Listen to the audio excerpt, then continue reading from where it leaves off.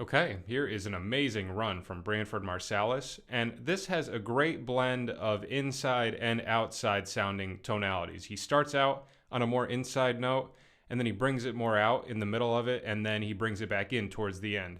And he's doing this over an original song actually by Sting called Children's Crusade, and it's from a live album called Bring on the Night. And if you haven't heard that, I would highly recommend checking that out. It's got some monster players in the rhythm section just going in over these Sting tunes, which is awesome.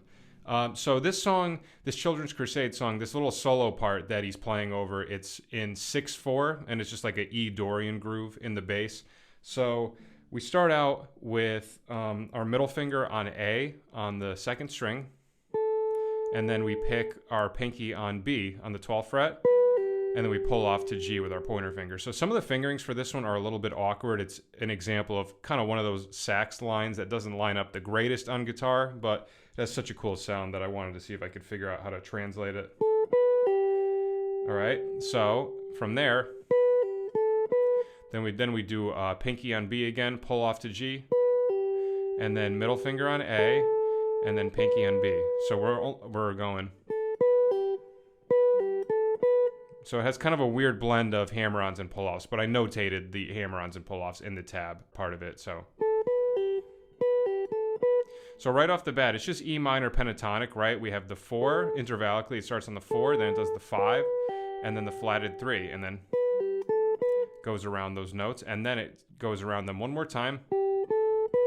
So we pick G, pick A with your middle finger, and then pick B with your pinky, and then right here is where we get this outside sound. So this fingering right here gets a little weird. So after we pick the B with our pinky, we want to pull off to B flat with our ring finger. So that's just like kind of a bizarre combination of fingers: pointer, middle, pinky, pull off to ring. Took me a little bit of getting used to do that fingering. Now from this part on is where we get this outside stuff. So he goes. I love that sound. So after you do that B flat note with your ring finger, after you pull off to the B flat, your middle finger plays F on the 3rd string, and then pointer finger plays E flat, and then your ring finger goes back to the B flat. Great sound. And there's actually a pretty cool little superimposition that's going on over this outside part. So I'll show you the notes first, and then I'll explain what I think is going on. So now up to there we have. Okay, now right here we go. Pointer finger is going to shift to the 10th fret on the 3rd string, the F note, and then hammer on your middle to G, the 12th fret. Then pointer is going to play 11 on the 2nd and 1st string, which is B flat and E flat. Then we have all whole steps. So then after our pointer finger was on 11, we put our pointer finger up on 13. Middle finger on 15, pinky on 17, and then you slide it up 2 frets to 19. So, okay, so up to there we have this.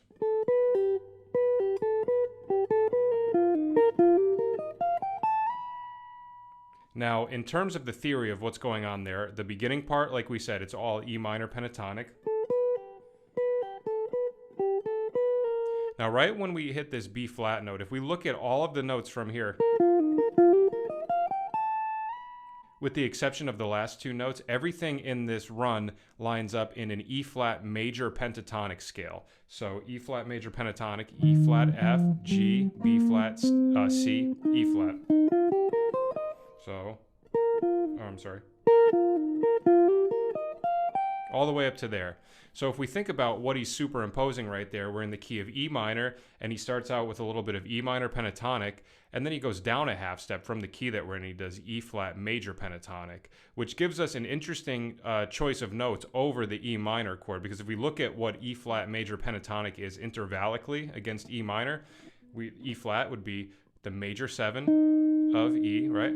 Then the F would be the flatted 9th, G would be the flatted 3rd, B flat would be the flatted 5th, C would be the flatted 6th, right? So we're getting this interesting grouping of notes. The flatted 3rd obviously works. The flat 5 is something that we're used to using between the blues scale or just to introduce some tension or some chromaticism. The major 7 is a note that we're used to using for the same thing, tension or chromaticism. But then that flat 9 and that flat 6, right? The F note and the C note, those are the two notes that are really giving it that interesting outside sound where it's clearly sounding like it's in some different harmonic territory than what is happening in the rhythm section. So a really cool sound. So up to there we have. And then he gets back into E minor beautifully with these arpeggios. So our pointer finger goes to F sharp on the first string, middle finger plays D on the second, and then pointer plays A on the third string. So that's a D major arpeggio. And then pinky goes to E on the first string.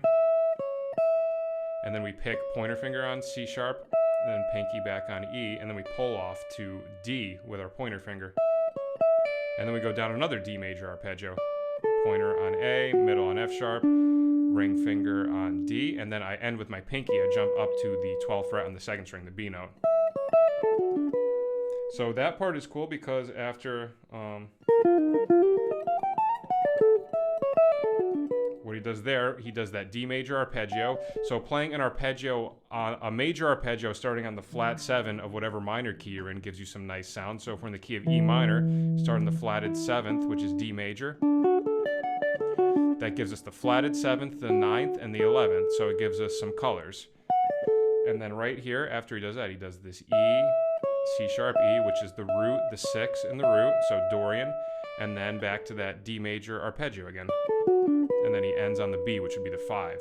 So a lot of great stuff going on here between the pentatonic scale starting on the 1, and then the major pentatonic starting on the major 7 of the key, and then the way he's utilizing that D major arpeggio, the flat 7 major arpeggio of the key we're in, towards the end. So an amazing line. So the whole thing's slow. I'll do it slow and then speed it up. 1, 2, 3, 4, 5, 6.